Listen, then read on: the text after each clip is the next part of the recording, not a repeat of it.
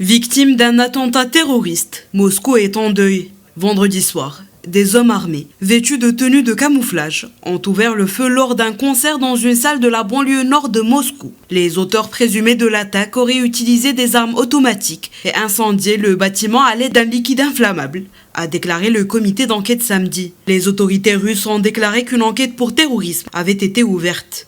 Les services de sécurité russes ont affirmé samedi que les suspects de l'attaque meurtrière avaient des contacts en Ukraine et comptaient y fuir. L'attaque a toutefois été revendiquée par le groupe État islamique et l'Ukraine avait dès vendredi nié toute implication.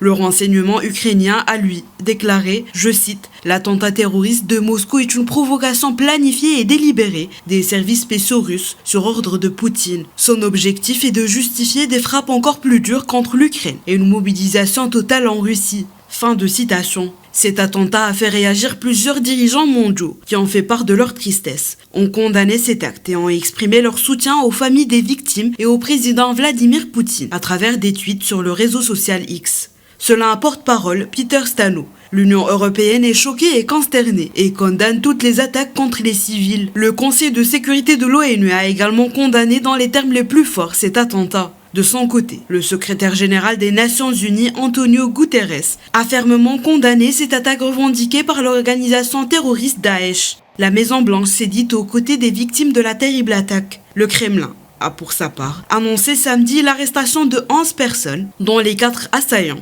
après l'attaque armée la veille.